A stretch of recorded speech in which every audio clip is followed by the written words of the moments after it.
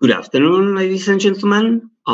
It is my pleasure to welcome you at the History in Public uh, Exhibiting the Past conference, and especially at the keynote lecture held by our dear guest, Dr. Bob Stradling.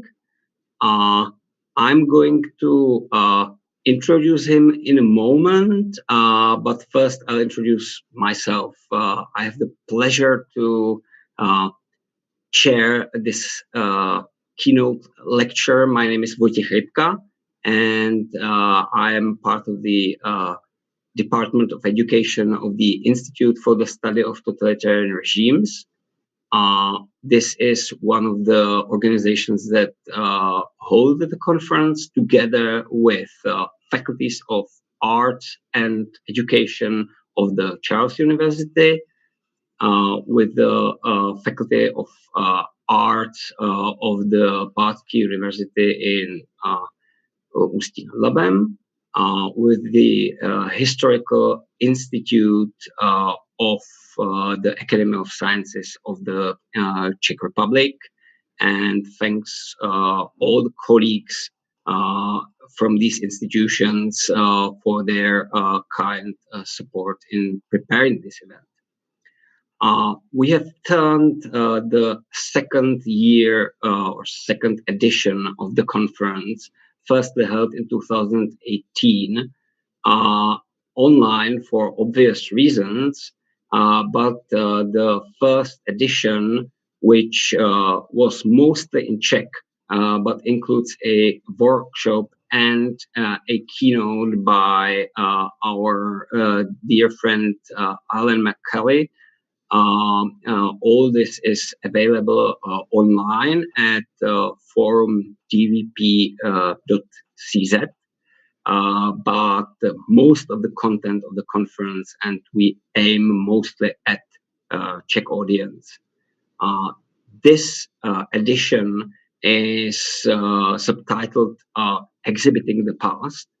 And the first keynote of the conference some weeks ago has been held by Barbara Kirschenblatt-Gimblet. It's called Exhibiting History, Making History, Paradigm Shifts from Transnational Perspectives. So you're more than welcome to see the recording. Seeing this live has a bonus for all the participants, since they might use various channels to post questions and be part of the discussion.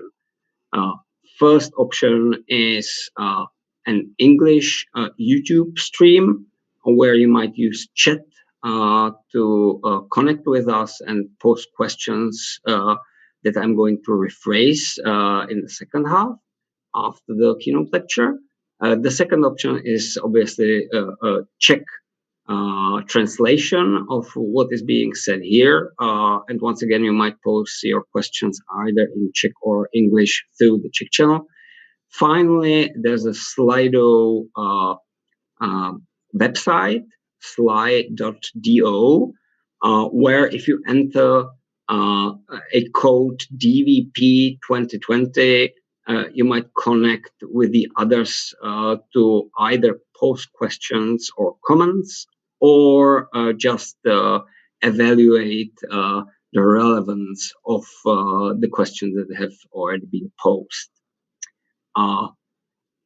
I've said distinguished guest, and I have two slightly personal notes regarding Robert Stradling. So before I introduce him, I have to say that some 13 years ago, the moment I have started to work in history education, my more experienced colleagues were advising me about some methodological grounds.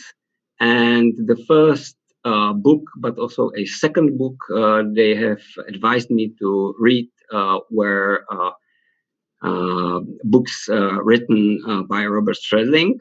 So the entrance to the field has been provided very smoothly and nicely by Bob. Once again, thank you for that. Bob is a historian and a didactic. He has taught modern history at the University of London for some years, but then he has been appointed as a senior research fellow and a director of a multidisciplinary research center at the University of Edinburgh, Scotland, where he has stayed from 1990s and is an emeritus there. Now he holds the position of editor-in-chief of Historiana, about which he's going to speak in his lecture. But the site is set up and provided by Euroclio, and in some sense, Bob is leading the strategy and methods for Euroclio, not just through Historiana, but generally throughout the other parts of activities of Euroclio, at least to my opinion. He's an accomplished author, and he has written well-acknowledged books such as Teaching 20th Century European History, Critical Moments in Recent European History, or Crossroads of European History. These books were mostly published or co-published by Council of Europe, that has been very active in history education and generally historic culture. But the one book that might be best known in the Czech environment is called Multiperspective in History Teaching. And after it has been published in 2003, we kindly got a Czech translation, which is still available online for free. And I would definitely recommend it as one of the first steps into understanding contemporary thought on history education. Finally, my second personal note is more recent, not 13 years old, and it is meeting Bob not just socially at Euroclio events, but also on a working basis. I had a great honor, together with a few of my colleagues, to participate in developing some parts of Historiana itself. And I would say if editor-in-chief of an educational website is not really comprehensible what this person actually does, I have seen Bob in action. And if he's going to speak about digital curation of history sources, I've seen him curating the curators, so doing something like meta curation. Bob, I'm giving you the floor. Thank you very much for participating in this session, and to all the participants, Bob is a very open person, so even critical questions are more than welcomed, and I hope to see a lot of them in any of the channels I've enumerated. So Bob, floor is yours. Thank you very much, Wojtek. And I'd also like to thank you and the organizers for inviting me to give this keynote presentation. And hello, everybody. I'm just going to try and share my PowerPoint on screen, and then I can begin.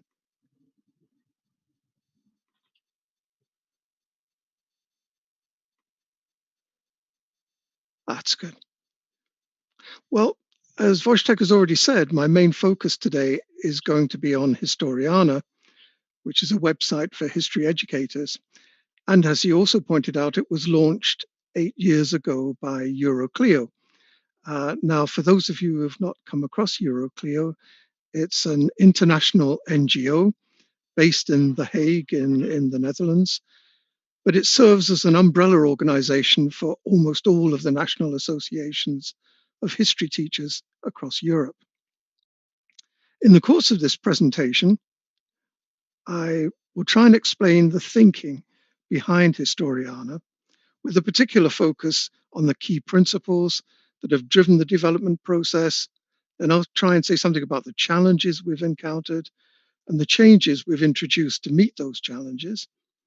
And finally, I will say something about how and why our development work on the website has evolved from producing a kind of digital textbook on European history into facilitating an interactive form of digital curation for history teachers and their students. But before I do that, I also want to say something briefly about public history, since it's one of the basic themes of this series of conferences, but also because it provides a context for understanding recent developments in school-based history. When we talk about public history, the answer to the question, what is history for, tends to be a different one from the answer that we would give to, say, what is academic history for? Public history addresses such questions as, what should society remember about the past and why? And how should they remember it? And underpinning those questions is the notion that public history has some kind of utility within the contemporary public sphere. Now, the history that is taught in schools tends to be regarded as public property. And that raises the obvious question, whose property is it? Politicians, the mass media, numerous interest groups, including parents, feel that they have a stake in school-based history and maintain a watchful eye on what is being taught in history classrooms, probably far more than they do for any other school subject. Anything thought to be politically sensitive and controversial will soon lead to public debate. And underpinning this debate is the widely held belief that school-based history has political and social purposes as well as educational objectives. In addition to helping students to develop a sense of history and an understanding of how the past has shaped the present, history teaching is also expected to promote certain broad social aims of the kind you can see on the screen now, developing a sense of national identity, preparing students for democratic citizenship, developing their respect and tolerance for diversity, and enhancing social cohesion.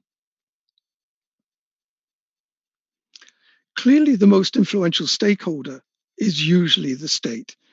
What should be remembered about the past, particularly the nation's past, and how it should be remembered, is a preoccupation for almost all governments, regardless of whether they're populist, nationalist, authoritarian, totalitarian, or mature democracies.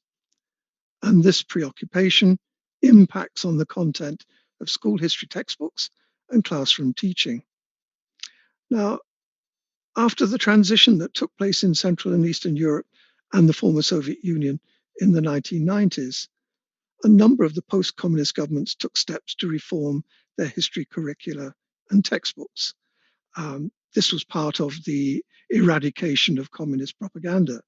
And I spent quite a bit of time working for the Council of Europe in most of Eastern and Central Europe at that time, talking about where people wanted to change their history education, what sort of curricula they were looking for, what were their aims and objectives. And in some of those countries, there was a strong feeling, and I'm thinking particularly of countries with a multinational or a multi-ethnic population, that they needed to promote a sense of national identity amongst young people and a commitment to democratic processes. Now, this increased emphasis on national identity was also apparent in much of Western Europe in the 1990s and the 2000s. I'm thinking particularly of the former colonial powers, such as Britain, France, Belgium, and the Netherlands, but also those countries that were experiencing extensive inward migration from the new member states of the European Union after 2004. Politicians on all sides seem to think that history education could promote a sense of social cohesion in countries with highly diverse multi-ethnic populations. I say seem to think, simply because on a practical basis, in so many countries across Europe, history is about 55 minutes a week and civics is about 55 minutes a week. It's fairly ambitious to assume that you can create social cohesion or citizens from that amount of input. But since the 1990s, we have also seen the rise of other stakeholders who seek to influence the content of the school history curriculum. And this is the growing emphasis on what is often called identity history. In particular, groups whose history has for long been invisible or marginalized in both mainstream academic history and school-based history have been demanding far more recognition of their own historical experiences. In recent years, this has included women, workers, peasants, and various ethnic, religious, and cultural minorities. In Britain, for example, we have had calls just this year to incorporate more Black history into the school curriculum, and that's been the direct result of the Black Lives Matter protests. So by the beginning of the 21st century, international organizations like Euroclio, the Council of Europe, UNESCO were contemplating how best to respond to two divergent trends in history education. Firstly, the increased emphasis on the teaching of national history, with a particular bias towards a monocultural and ethnocentric national history or national narrative. And secondly, the increased demands for inclusion in the history curriculum from social categories and groups whose history had previously been invisible or marginalized. And at around this time, the Committee of Education Ministers of the European Union were discussing the possibility of a joint European history textbook. But for a number of reasons, we at Euroclio had some reservations about this. They seem to have two models in mind, either a grand narrative of European history or a textbook with separate chapters for the histories of every European Union member state. Now, in our view, paper-based publishing was going to be too restrictive. Most textbooks could only offer a limited range of primary sources, and we felt that a website would be a better option. And we also did not want to go down the route of a European grand narrative. A website would be, for us, the opportunity, because it's organic, to just indefinitely add more and more sources and contextual content. The only constraint on a website would be finance, but of course that was a constraint on developing any other kind of resource as well. In 2010, Euroclio, as Wojciech pointed out, asked me to take on the role of editor-in-chief for the new website. And we put together a team of editors, a group of volunteer contributors. There were about 300 from across Europe. And we employed two website developers who had experience of designing educational websites. And we also asked the history teachers associations that form the membership of Euroclio to pilot test and evaluate the resources we developed. Essentially, we developed the website on the basis of four principles. First one was freedom of access to the website and freedom to use and adapt the resources on it. The second was historical thinking. The third was transnationality. And the fourth was multiperspectivity. Now, I'll say something briefly about the first two principles, but concentrate mainly on transnationality and multiperspectivity. So, first development principle, freedom of access to the website and freedom to use and adapt the resources on it. We decided on a Creative Commons Attribution 4 international license. It's a bit of a mouthful, I know, but it means that everything on our website is free to copy and redistribute and adapt for other purposes, provided there is attribution and the user does not attempt to introduce additional restrictions that would limit other users from doing with the material what our license permits. Now, from our point of view as content developers and editors, that's meant that we've had to limit ourselves to sources that are in the public domain or where attributed use is permitted solely for non-commercial and educational purposes. But in any case, to be frank, we simply didn't have the financial resources to pay to use copyrighted source material.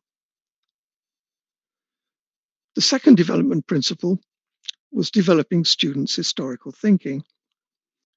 Providing students with transnational and multiple perspectives on history is not just a case of exposing them to a greater range of sources. It's also about providing them with the analytical skills and ways of thinking ways of thinking to explore these competing perspectives in order to examine an historical event or development and better understand what has happened and why. So in addition to the content editors, we put together a team of history educators to develop learning activities for teachers who are using our content. And as you can see here, this team gave prominence to what they called 5 general characteristics of historical thinking: analyzing sources, constructing historical inquiries and evidence-based interpretations, understanding why there might be alternative narratives based on the same evidence, investigating complex, interconnected processes such as causes and consequences, change and continuity, and developing an understanding of chronology. There was also a normative dimension here because we are talking about public history. It was recognized that most students do not just learn about history in the classroom.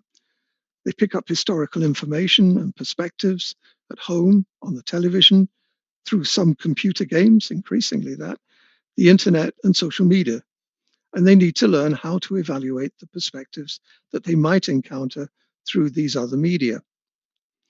In most cases, the way of historical thinking outlined here will provide students with what Neil Postman and Charles Weingartner, in their classic 1960s book, Teaching as a Subversive Activity, described as built-in crap detectors.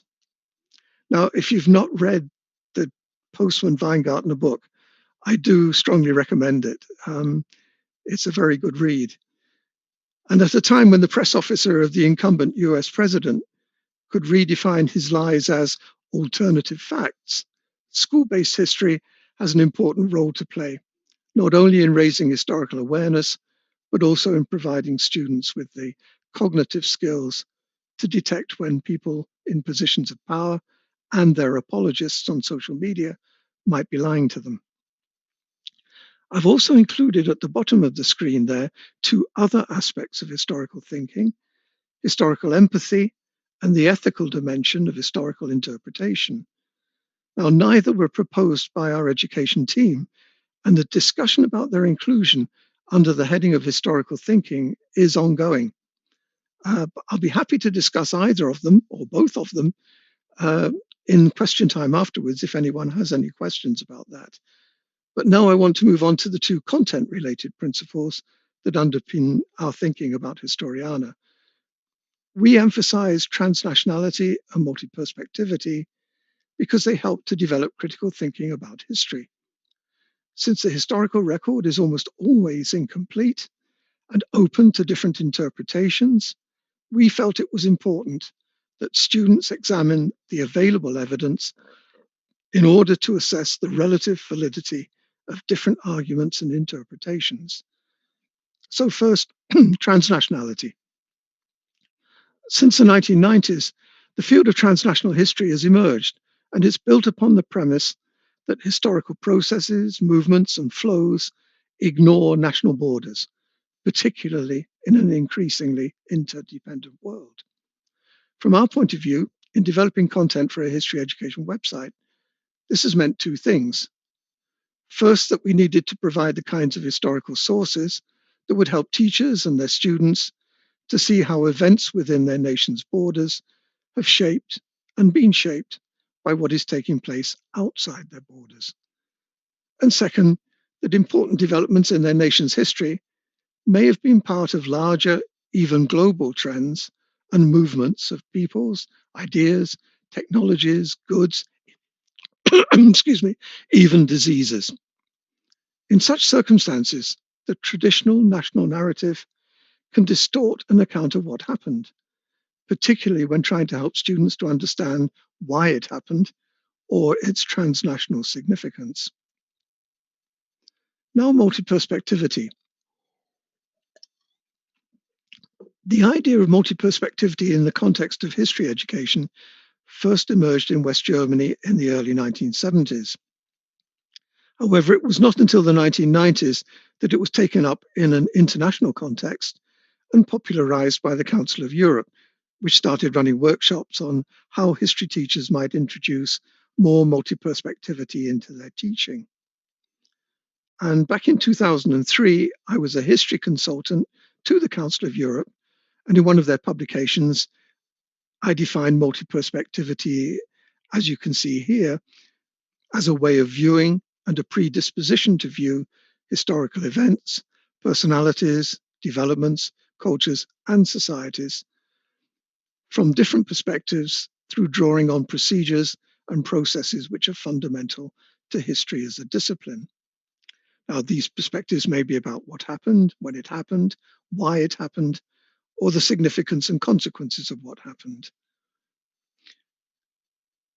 In each case, a perspective is a position or statement limited by the standpoint of the person or group expressing it. And I think it's often a valuable lesson for students that participants and eyewitnesses in the same place and at the same time may still differ widely in their observations of what is happening. Apart from the physical and the technical limits on what they can see and hear, they also bring to the situation their own expectations and their cultural preconceptions. One eyewitness seeing protesting workers on the streets fighting with police sees a leaderless rabble. Another sees a well-organized revolutionary cadre.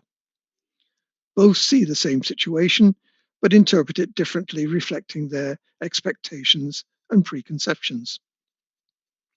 And of course, historians also have their own personal and professional frameworks of preconceptions and preoccupations.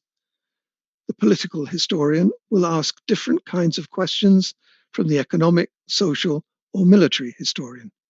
And historians are children of their times and tend to interpret the past through contemporary lenses. They also have their practical limitations to contend with.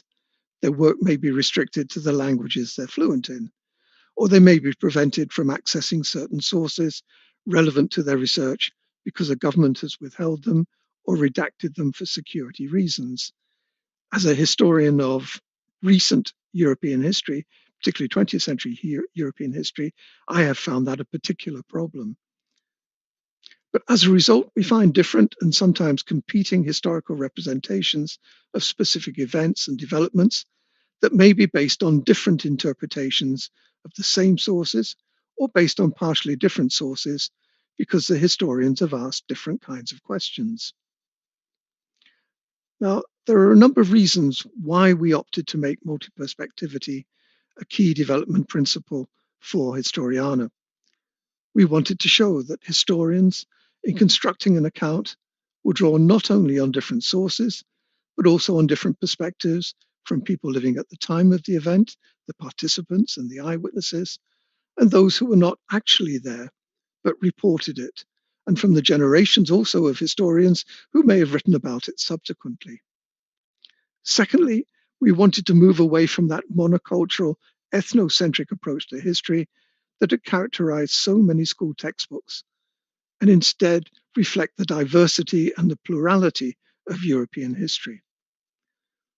Also, I don't know whether this has been your experience, but looking at textbooks around Europe over the years, they often equate the views of a nation with the views of its government. Yet, if we take just one example, the build-up to World War I, public opinion in France was divided. There were large pacifist protests across the country. Opinions were divided in Russia, and in Britain, most people were opposed to intervention in a dispute on mainland Europe, right up to the moment that Britain entered the war on 4th of August, 1914.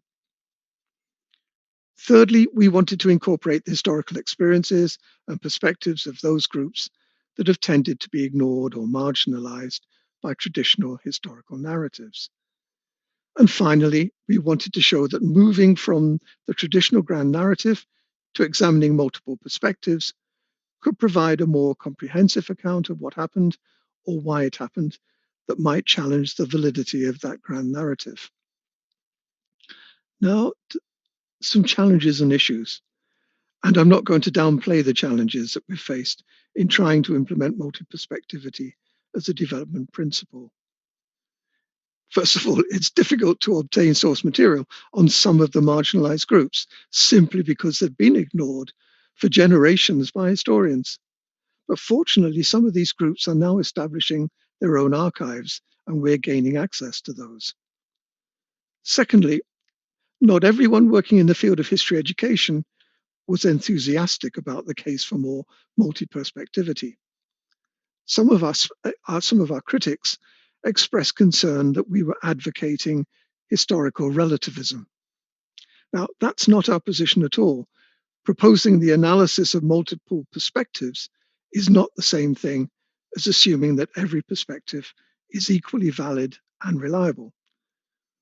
We are also not saying that the more perspectives that are included in an historical account, the closer it will be to presenting the truth. What we do want to do, however, is to help students to understand that even if historians draw on the same evidence base and follow the norms of the discipline of history, they can still come up with different yet equally valid accounts, interpretations, and conclusions. And understanding this is normal that this is normal in the discipline of history is an important lesson for students to learn. But multi-perspectivity is challenging for students. To many of them, it seems counterintuitive. It's not the way many of them view the recent past in their everyday lives. In their everyday world, they rely mainly on knowledge acquired through direct experience, or indirectly through the experiences of trusted others, and they tend to dismiss the validity of other perspectives. In their history classes, they often assume that the historian will provide them with the authoritative and definitive account. So we need to help them to understand that participants and eyewitnesses in the past also relied on direct experience and the information of trusted others, and therefore different people reported different perspectives on the event, and that introduces a level of uncertainty in the sources as evidence, and it encourages the historian to ask yet more questions and to look for other sources and perspectives. And finally, there is a particular problem when looking at multi-perspectivity in divided and post-conflict societies. Those situations where what we're talking about is still, in a phrase used by Alan McCulley, who was mentioned earlier by Wojtek, these are hot. That is where the students and their families and communities still identify with a particular perspective, and they find it difficult to comprehend the perspectives of communities that they have seen for decades or centuries as the other or even the enemy. It's a common phenomenon in multicultural societies, and as I said, post-conflict divided societies like Northern Ireland, where my compatriot Alan McCulley lives and works. Now to move on to actually saying something about the development of Historiana and not just the principles underpinning it. We launched the first version in 2012. The content development was mainly undertaken by volunteers, mostly history educators, and postgraduate research students drawn from across the whole of Europe. This brought in a lot of material on all kinds of historical topics from different countries, different time periods, and so on. And to make it easier for users to find what they might be looking for, we decided to group all that content into 7 historical themes. And these are listed here: conflict and cooperation, ideas and ideologies, life and leisure, people on the move, rights and responsibilities, the environment, work and technology. We experienced a number of challenges. Progress was very sporadic. We were dependent on volunteer developers. A number of them took much longer to deliver than they had promised, and that's not surprising. Many had far more pressing demands on their time, and in any case, they were not being paid. A lot of the material we got needed to be contextualized. if it was to be used outside the developer's own countries. And one of the tasks we found that we had to do was to provide something for students on the bigger picture that explained what was happening within this smaller picture of the particular case study that had been provided. And certainly the content was used very variably. It's probably not difficult to guess this, but conflict and cooperation and people on the move were the most popular with teachers. The other ones less so. And finally, we didn't have the funding initially, and so the website navigation was cumbersome and slow. It wasn't easy for teachers to move within themes or between them. So to find a source in one case study, for example, and if you wanted to compare it with a source in another case study, took several clicks, and scrolling through the content online. It was time consuming and not very user friendly. Now, accessing desirable historical content might be a teacher's main criterion for using a particular website, but the website's speed, navigability, and functionalities are just as important to them. In 2015, we decided to virtually start again. We archived the existing content, and the Educational Research Institute in Warsaw carried out a survey of EuroClio members to give us a clearer idea of what history educators needed from a website designed specifically for them. And here you can see what their three main priorities were. They wanted transnational and multi-perspective content relating to the most commonly taught areas of their curriculum. They wanted a more flexible website with functionalities that were more appropriate to their needs when searching for content. And they wanted an e-learning environment. Now, in terms of content, you can see in that table there at the bottom of the screen, their priorities: World War I, World War II, Cold War, and so on. And the team of content editors took the lead in developing modules on the two World Wars and the Cold War. The Holocaust was integrated into the World War II module as part of a section on war crimes and crimes against humanity. But that also included material on the Soviet gulags and forced deportations, the Allied fire bombings of German cities like Hamburg and Dresden, the dropping of atom bombs on Hiroshima and Nagasaki, and the Japanese treatment of prisoners of war and civilian prisoners. What we wanted to do, in a sense, was not diminish the Shoah, but we did want to set it into a historical context. And we did want people to realize that this was not the only example of crimes against humanity coming out of that war. As far as the end of Soviet communism was concerned, we felt that it made sense to integrate it into the module on the Cold War rather than develop a separate unit. Work on the other priority content areas that you see in that table took a different path: curation rather than authorship. Now, this started through our association with a body called Europeana. For those of you not familiar with it, it was established by the European Union in 2008 as a kind of virtual European library or archive of text-based and visual resources. By 2013, around 3,000 European libraries, museums, and archives had contributed approximately 30 million digitalized resources, and around 6 million of those were concerned with history and heritage. However, there was a problem. This virtual library was so large and varied in terms of the kinds of sources and the quality of them that it wasn't being used, particularly not by teachers or academics. So it needed specialist curation. And they set up Europeana Creative to develop a number of pilot projects where specialist teams would surf the Europeana database, identify material that could be used for different cultural and educational purposes, and then create contextualized source collections and the digital tools that would make it easier for potential users to access and integrate their own work. EuroClio was commissioned to develop the pilot project for history. And in the first stage of this work, we put together around 50 source collections grouped under broad headings of the kind you see in the tables, such as Renaissances, antiquity, industrialization, and so on. In the second stage of the Europeana project, we began working directly with some of the European museums, archives, and libraries that are members of Europeana to produce with them curated digital source collections that history educators could use. And that's led to a number of partnerships with certain of these museums, such as the Rijksmuseum in Amsterdam and the Imperial War Museum in London.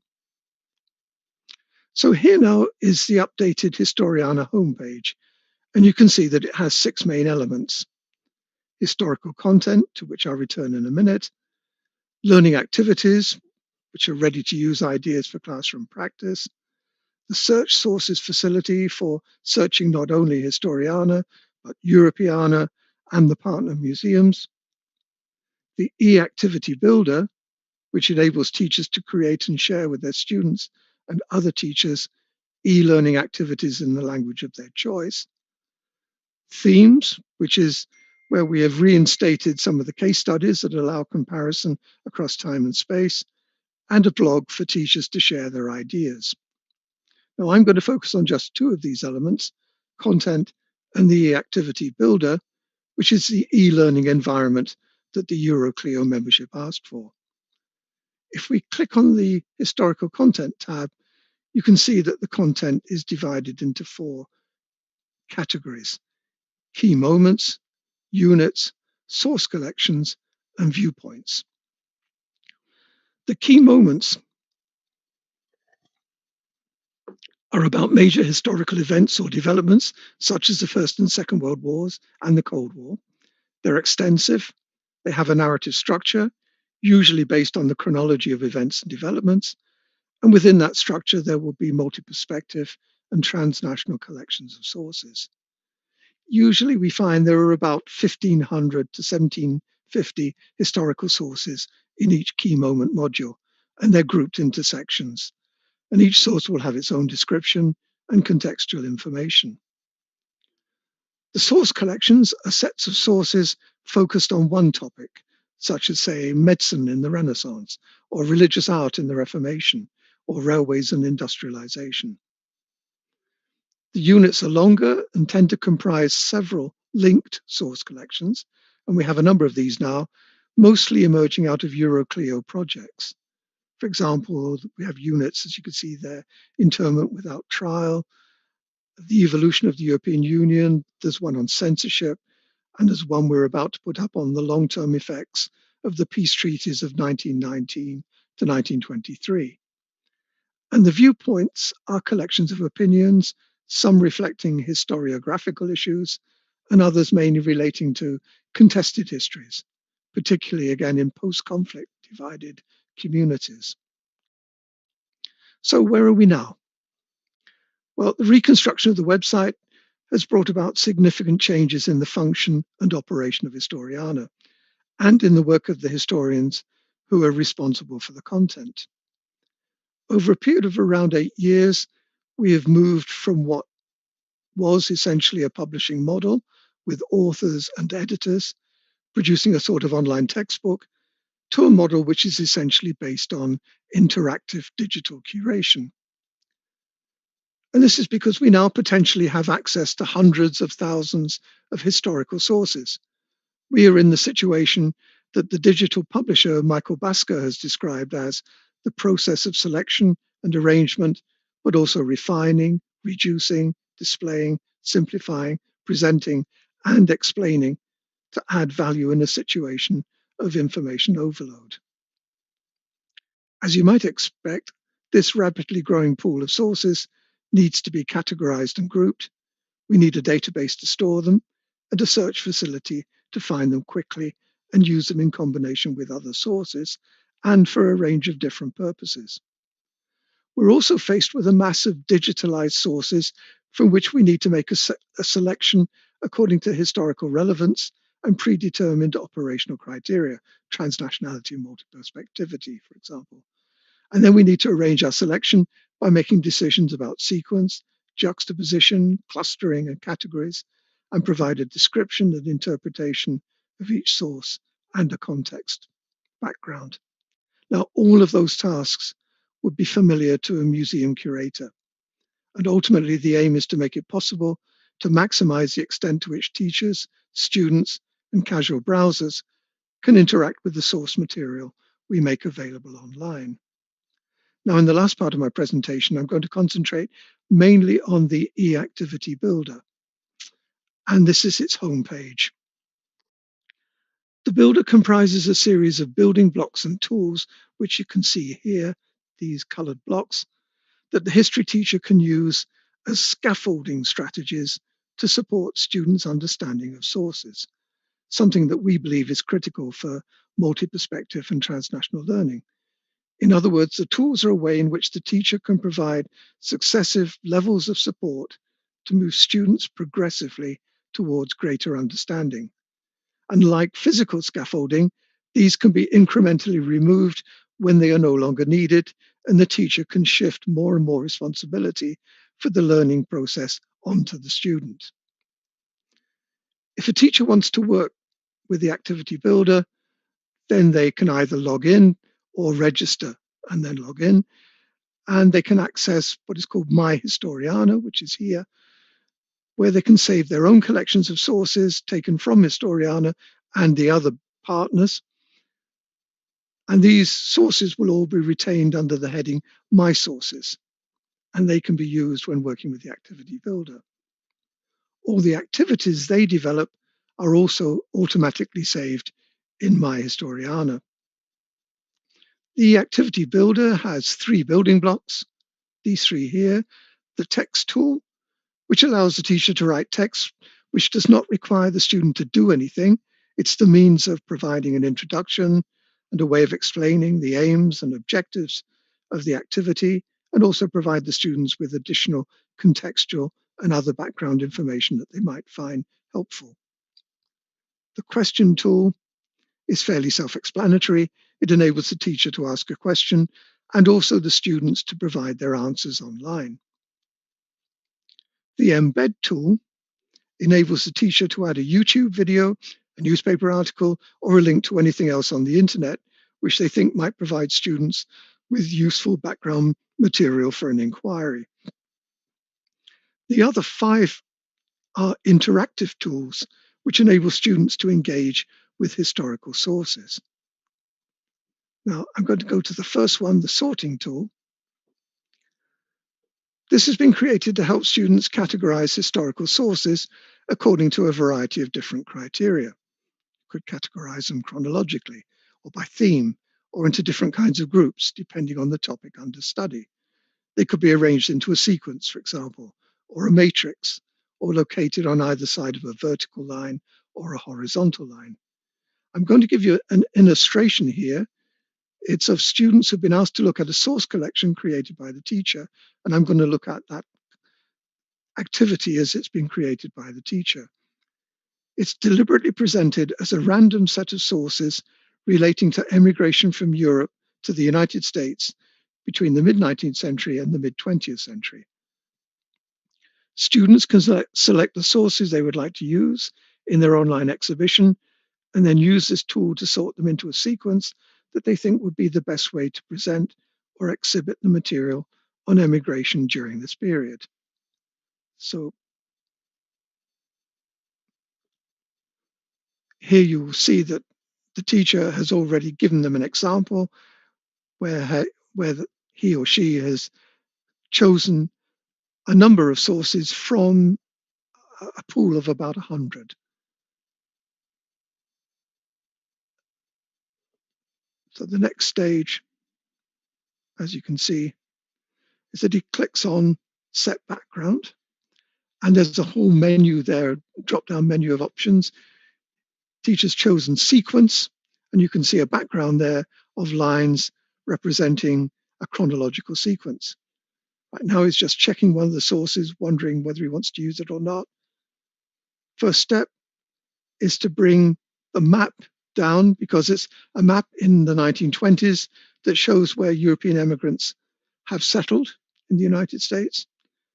Now it's bringing down one, going back one stage to the reception center on Ellis Island in New York Harbor, and that's a medical checkup for immigrants. That's them getting off the boats, And this one is the holding pen while they're still waiting for the various checkups and the questions to be asked, and is now just moved it into its sequence. Next one is collected is of embarkation. Here, people in Germany boarding a boat to take them to Baltimore.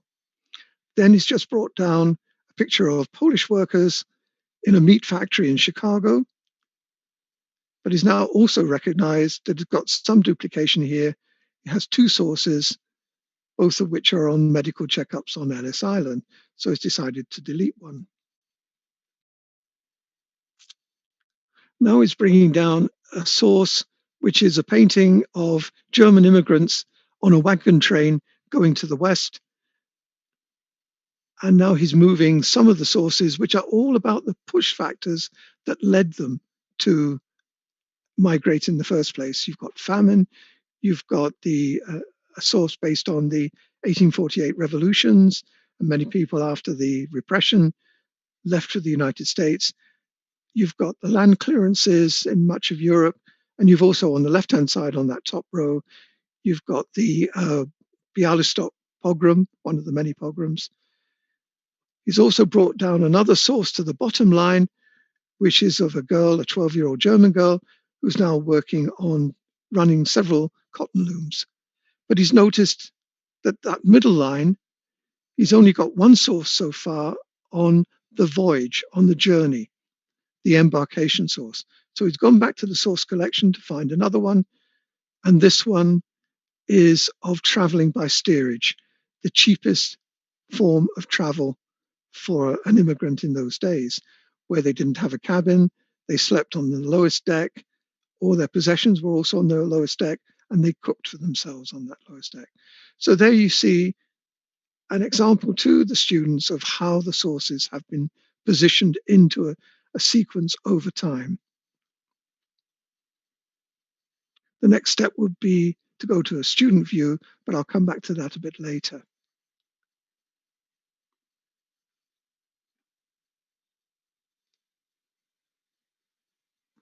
Now, this tool, the analyzing tool, it was created to analyze just one source in detail using annotation by the teacher and the students.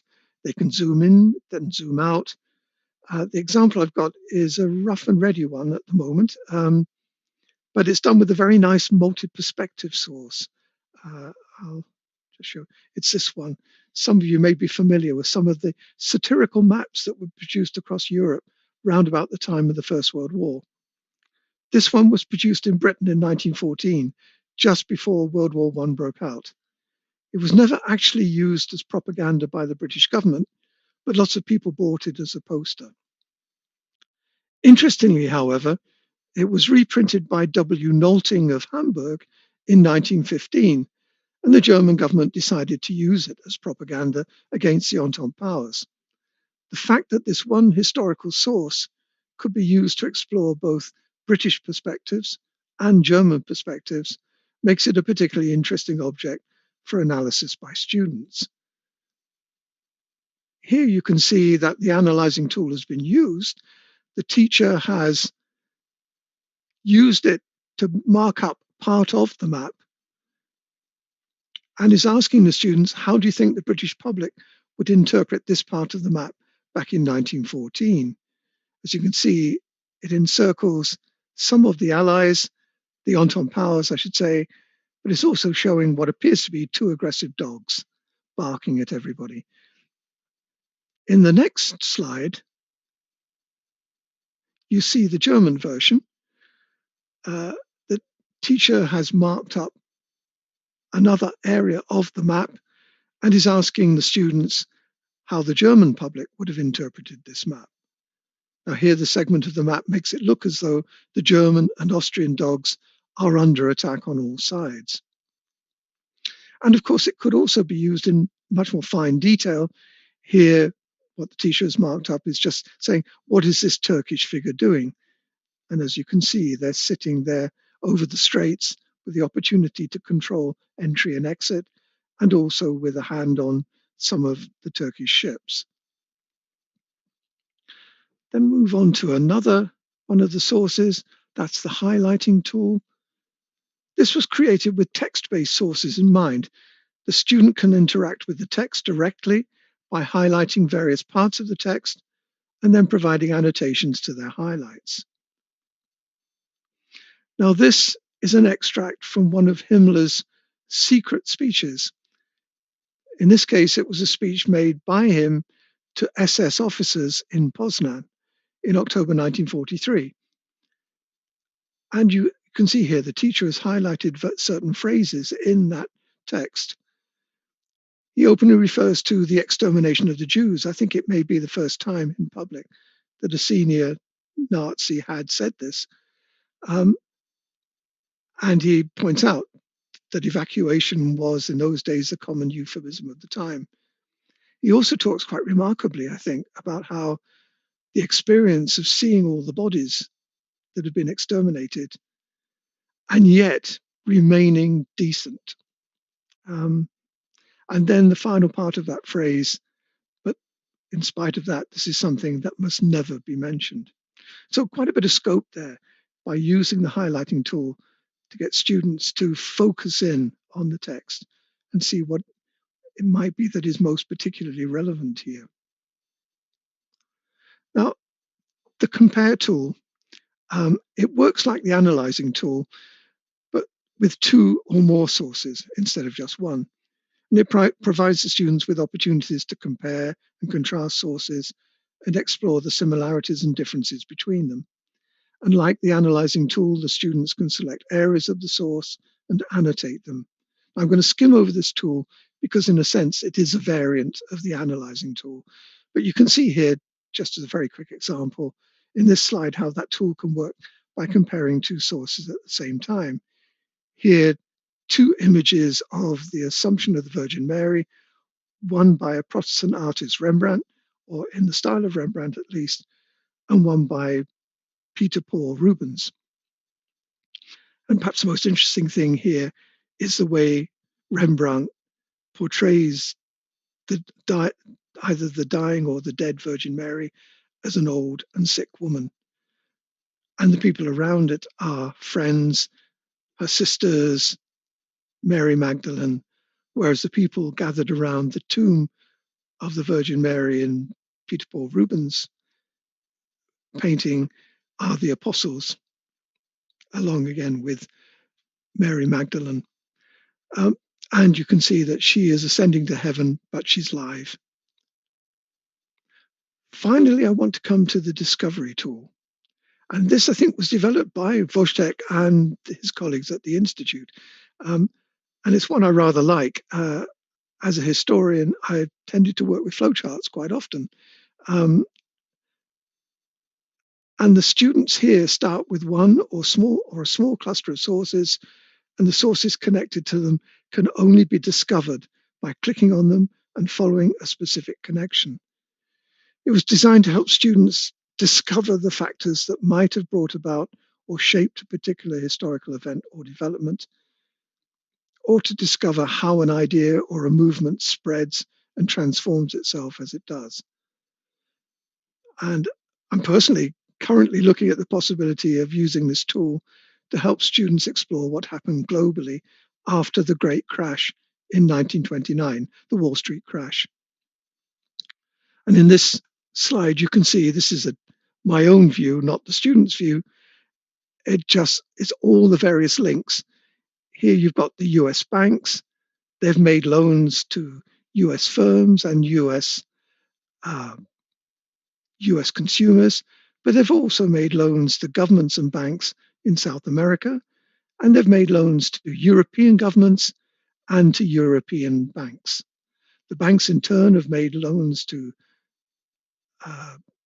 employers, to firms and companies, and to consumers. And the governments, and indeed there should be a line up there from the banks as well, have made loans to governments and companies in Asia and in Africa. So if we move to the next slide, this is the view that the student would see. And as you can see, for most of those sources, it says discover rather than gives all of the information. but it doesn't enable them to gradually explore the financial links between the USA and the rest of Europe and the rest of the global links, and then to be able to track what might happen once you have the great crash on Wall Street. So once that happens, the US banks begin to recall loans, not only from South America, but also from US consumers and firms and from Europe. And that's reflected by the lines turning yellow and the arrows are reversed. So now loans are being recalled. And again, the student view of that would be one of discovering by looking at the different boxes. And each time they click on one of those, they will get information as well as a historical source. So for example, if they click on the US consumers, they would be given information about the fact that by 1933, 23 million people were unemployed, around 26% of the workforce, as a direct result of loans being reclaimed. Interestingly, and this is totally irrelevant really, but in April 2020, the number of unemployed in the United States exceeded that figure for the first time since 1933 because of the impact of coronavirus. Now, for me, for many of the students, a completed flowchart on a worksheet, like a table of statistics, presents just too much information in a single visual point to make the event being studied understandable as a whole. Discovering each effect or connection makes it easier to comprehend how an event in one place can cause major problems elsewhere. And sometimes some of those might be surprising to the students. So, conclusions. The whole website development process, as I said earlier, is organic. We're constantly adding to our stock of historical content. The education team continues to develop new offline and online learning activities, and we hope to add more tools to the activity builder. As I've tried to convey, there are still plenty of challenges, and we don't feel that we have resolved all of them as yet. We're still working on some of those. Increasingly, we're also democratizing the curation process.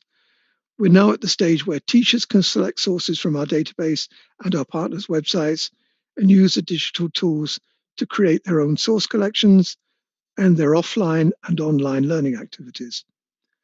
The next stage for us, I think, will be to engage students in the curation process as well. Students will be able to have their own My Historiana sections, select their own sources, and curate their own exhibitions online. And whilst in this mode of discussing this as a curator, I would hope that students would be able to develop their own online exhibitions, because I think that can be a very useful introduction to a series of lessons on a topic, or a way of summarizing what they have learned after completing a topic in class. It also would provide opportunities for them to construct their own historical narratives. And I think at that point, I'll call it a halt and hand back to you, Wojtek, and any questions that come through.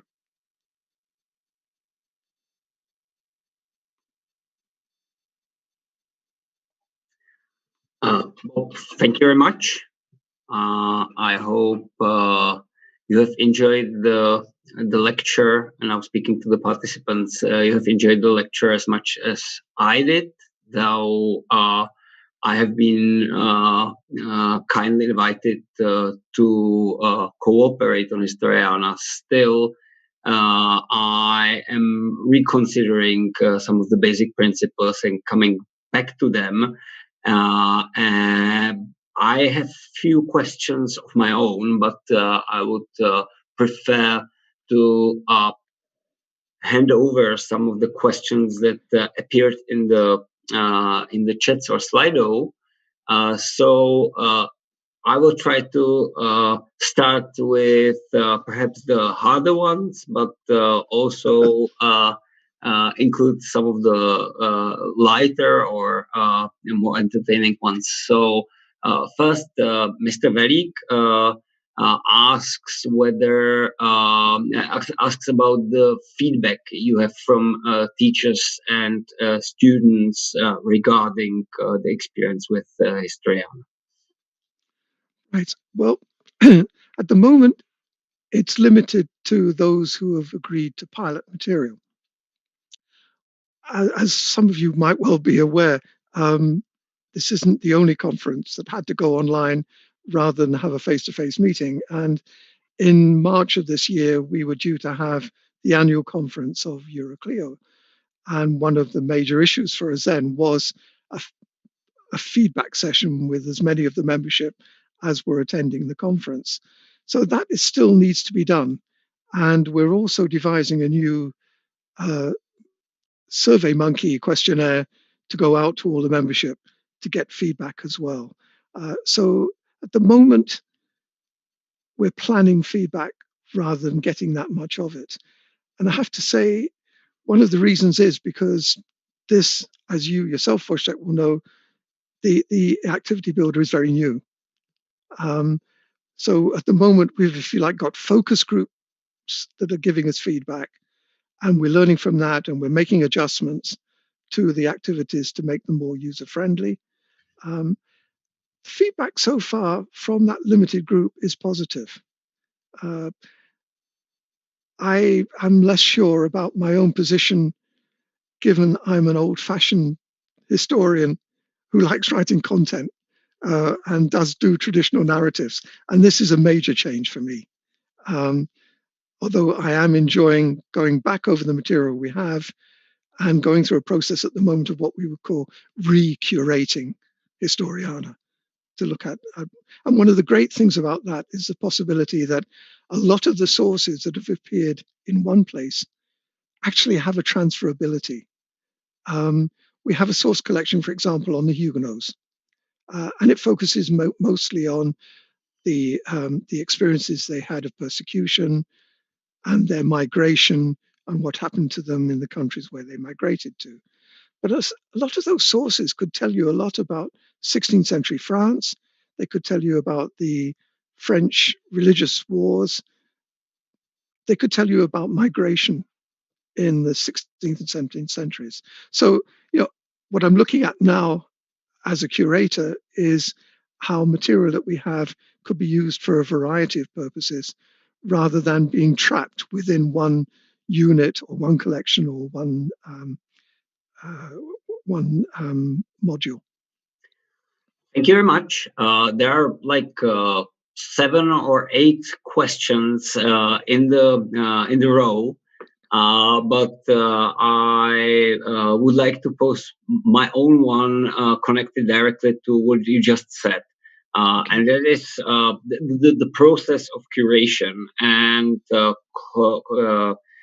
putting together a collection of sources, as you've said.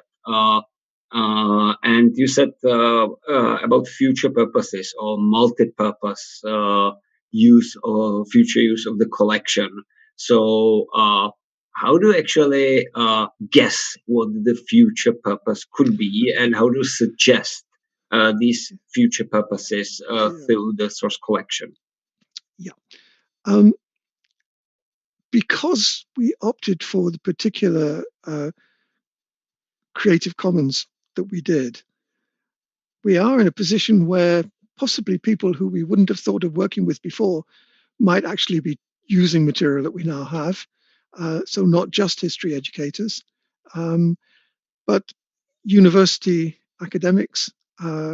We have a relationship now that's building up with a consortium of universities around Europe. These are all, I should point out, universities that teach through the medium of English. But they also want to work with us, want to use the activity builder, and they also want to add sources to our collection of sources so that their students, so their first year and second year students, if their first year and second year students can use the source material. The license does enable publishers to also use the material, and I'm not quite sure how we're going to work with that. It will be interesting. At the moment, all that we would require of them is that they give us some attribution. I would be slightly nervous about them being misused, and that might go for them being used on the internet as well. Some of the materials being used by extremist groups. for purposes for which they were not intended. So there's a lot of trying to second guess potential users. I think perhaps more than my colleagues, I have always wanted to address the needs of the casual browser. Whereas all of my colleagues come from either training teachers or art teachers, and their focus is very much more on their peer group and their colleagues. So I would also look to see if we can broaden that perspective. Thank you.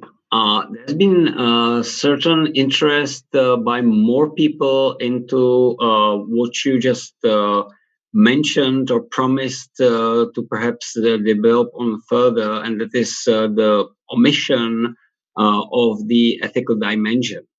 Maria Mrvova thanks you for the lecture and asks whether you could elaborate a bit more on that. And Jaroslav Neibert includes a question on this historical empathy and the historical dimension, and suggests that perhaps one cannot, though this concept is related to collective and collective values and identities, whether one can even promote multi-perspectivity at schools without having this concept in mind or using. Yeah. I think there is, in a sense, a historical background to this. And I bear some of the responsibility for that because I've, as you mentioned at the very beginning, I've written books on teaching history, European history, and was part of that group that was advocating a skills-based approach. And one of the reasons was because we were very nervous about the emphasis on a traditional narrative, particularly a grand narrative. And as a result, we felt that teaching was being led too much by the narrative. Now, I'm slightly at odds with my colleagues on the education team here. They have looked at the literature, and there is a big literature which some of you involved here will be familiar with. Peter Lee in the United Kingdom did a lot of work on skills-based history education. Peter Seixas in the United States, in Canada, I should say, Sam Weinberg in the United States, Jorn Russen in Germany. These are, if you like, the gods for many people, particularly the people in your education team. And that's where that list of 5 characteristics of historical thinking comes in. Now, I don't think as a historian you can do history without historical empathy. What we're trying to do is to understand events from the point of view of those who experienced the events firsthand. We try to find the contextual information, the sources that will enable us to do that. So it is a thinking process rather than an affective process. I do think that there is a confusion out there between people who worry about historical empathy in history education, that they haven't distinguished between empathy and sympathy. And so, the sympathy really is they're worried about students identifying with those people. And that's a point, I think, which comes back to the comment made by one of the questioners about some communities where multi-perspectivity could be problematic. Well, yes, I agree. It could certainly be problematic if what we were trying to do was to get students to identify with the community. And that's merely going to look at any alternative community in a divided society as the other, or even, as I pointed out earlier, the enemy. So I have to go, I think, a stage further with my colleagues to persuade them. I do actually think some of them on that team do teach for historical empathy themselves, but they haven't reached that stage of thinking it's as much of a priority. And this fits something else, I think, which I said to some extent, given my age at 75, I learned old style history and old style history teaching. My mentor at school was a history teacher who told stories. and was brilliant at telling stories. There was no multi-perspectivity there. There was very little transnationality. But, I got hooked by the stories. And this, I think, is something that we need to look at much more, how you hook students. And part of that, I think, is getting them to put themselves into other people's shoes and understand the context that would lead them to behave in certain ways or say certain things in certain ways and so on. I think there is a risk. People who are concerned about historical empathy in history education often talk about presentism. But what's going to happen is the student will try and impose his or her own values onto the past at a time when perhaps those values would not have been held. And I think where I see that most often, I think, is when people look at acts of brutality in the past and think, well, the United Nations ought to have been doing something about that. Bit of a problem in the 16th century. But, it's not difficult to give enough contextual information to the students to move them away from that. And I come back to that notion of scaffolding, of finding strategies that support them through that process, rather than just saying, here, put yourself in the shoes of a priest in Europe in the 14th century. You need to provide more information, more context, and support them through that process of trying to understand. The ethical dimension, again, I think some historians are nervous about that. Many history educators are nervous about it. I don't think you can avoid it. And again, it's one of the ways in which you avoid presentism. But again, I feel it comes back to context. To quote Thomas Hobbes, life in his period was nasty, brutish, and short. You need to understand that.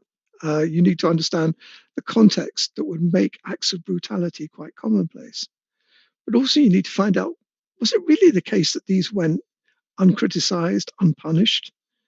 Or were they even justified, no matter how brutal they were? So then you're getting into exploring and examining in detail an event or a situation and not making generalized comments about it. So I hadn't a problem with putting both of those into historical thinking. I think they're both quite critical to it. But I've got a bit of a fight on my hands at the moment. Thank you very much for providing an insight into the internal discussions within the team. It's very interesting and fresh for us. Yaroslav Neibert asks a question regarding Yaroslav Pinkas asked the question about potential gap between the users of Historiana and common practices. So he asks whether the current political development in Great Britain and the political self-identity are offering some space for multi-perspectivity, and what is going to be the future in your eyes of this concept and its proliferation. I did quickly see that question earlier and thought, aha, that's an interesting one. I think things have been changing across Europe. There are a lot of teachers who are not used to a skills-based approach still. Euroclio still runs workshops for teachers on these approaches. I think we're talking now about almost something rather like if you have a problem with your laptop and you go onto Microsoft Help, well, perhaps not Microsoft, but one of them, and you get a help page, and you get helpful videos to show you how you might do something, how you could solve this problem, and so on. I think that's a form of in-service training that we should be moving towards.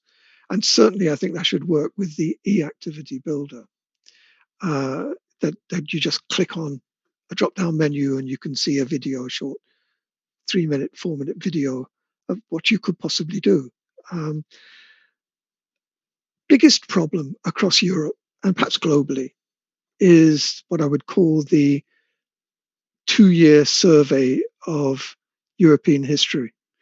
We used to call it From Plato to NATO. It's that fast race through history. I feel sorry for teachers who are stuck with that in a way, because it doesn't leave a lot of space to further develop an area. In some other parts, the Netherlands, there's much more scope for that. To a less extent than it used to be, there's more scope for it in Britain. But that is becoming a much more crowded curriculum as well. But as a result, I think one of the things we do need to look at is the role of the history teacher, not simply of always having materials that will do it. But one of the ways I've called this is the teacher as time traveler, that has that ability to make connections, make those links, because they know their stuff well enough to remember that last year the students were doing this, and it's actually relevant to understanding what they're doing now. And if you can also use a whiteboard or a laptop, and the students' own laptops if they have them, then you can also have a much more interesting quick break in which you say, well, have a look at this, see what you think of this. This might actually make these connections for you. Very much like the last tool, for example, the discovery tool. You could have a 10-minute activity in the middle of a normal lesson that actually just gets them to start thinking about connections. So we've got to be prepared for all possibilities. We know that a lot of teachers won't have students using laptops or tablets in the classroom. I think a lot of our work is too big or needs too big a screen to be done on a mobile phone, but I don't know. I look at my grandchildren and the way they use their mobile phones, and I think if you can watch a 3-hour movie, you can probably do one of our activities as well. But I'm not equipped to judge on that one. Right. Thank you very much. You have come to some practicalities, and there are a few questions regarding those. So some person asks about the potential to use some of the Historiana's rich content offline. So producing a PDF, printing out, and that sort of stuff. Yes, that's already possible. We have both online and offline learning activities they can do, but also at least I believe it's possible to download some of the content now. But you may have to register. I did say at some point in the presentation, I mean, you don't become a subscriber, you just register. But it does mean that it makes it a lot easier to download material to you. And then a question regarding languages and translations. If I got it correctly, Mr. Kolafa asks about translations to Czech or other languages, to what extent this is in the process of production. And basically, I see the intent of, may I use Historiana in the Czech classroom? Yeah, this has been the biggest problem, because it's financially to translate into a wide range of languages across Europe is incredibly expensive, and also quite expensive in terms of human resources as well. So we did make this decision, as do bodies like Council of Europe, Euroclio, and so on, to have a working language. And in the end, because we had so few fluent French speakers working with us, it was English. We're always looking for a sponsor to help us with translation. But what we have done is design the e-activity builder in such a way that you as a teacher can do your own translation and use the materials in your own language. And at the moment, that's the best we can do.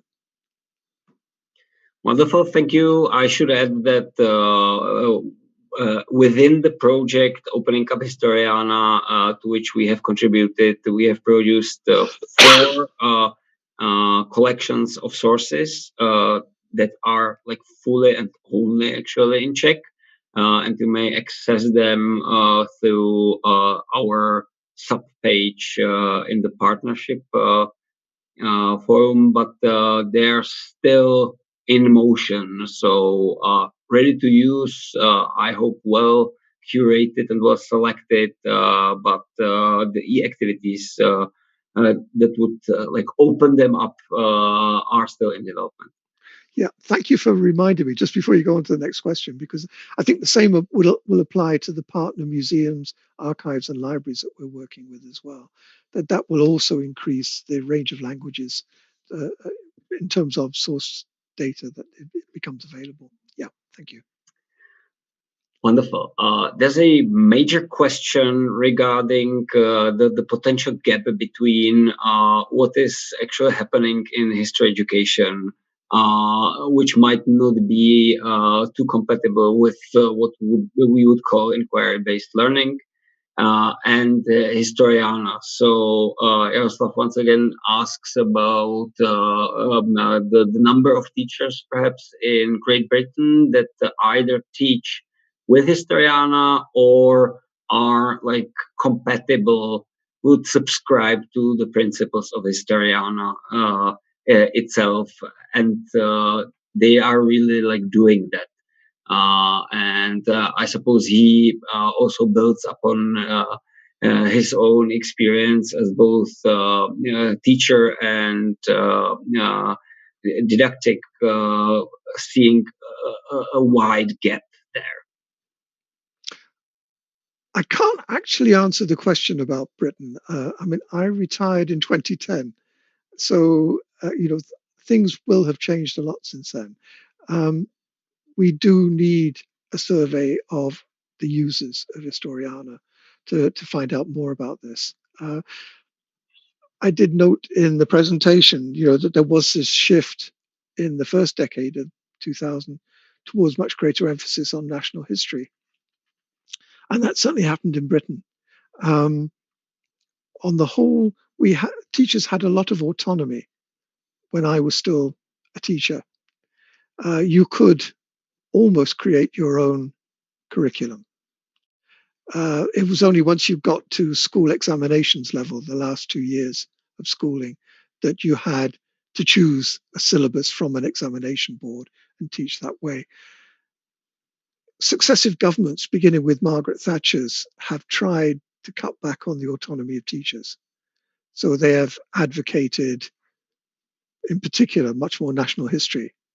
I was assigned to a body called the National Curriculum Council in the late 1980s on history. And my job then was to find out how history was being taught in schools and to go around to schools and look at how they would react to the new history curriculum that was being set out in guidelines by the government. And the first draft curriculum went back to the government.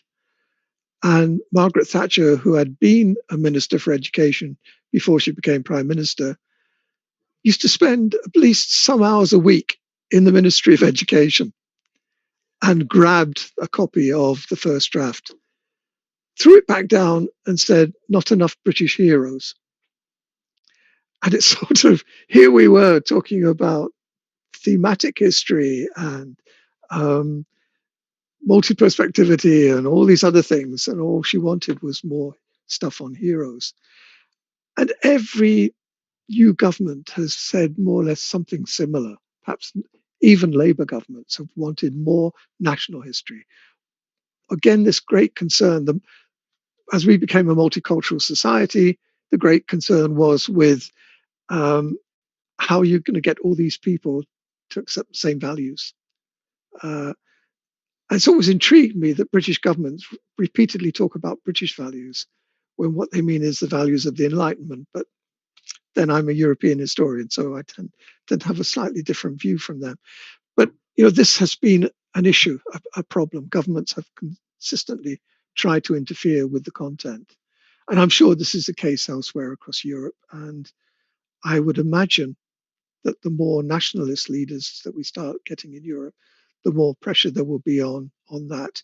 And the more concern there will be to be careful about what teachers are actually doing in the classroom. So I think what your questioner is raising is what is going to be a major battle, not necessarily for me, but for Euroclio over the next 10 years, that they need to be stating the case. And it will be harder now because the Council of Europe no longer has a history section. So it's not doing anything on history anymore. So Euroclio is on its own on this one. And I have hopes that the European Commission might take a different view, but we will see. Thank you very much. But this rather shaky future shouldn't be the concluding remark of the session, since we have come to the near the end.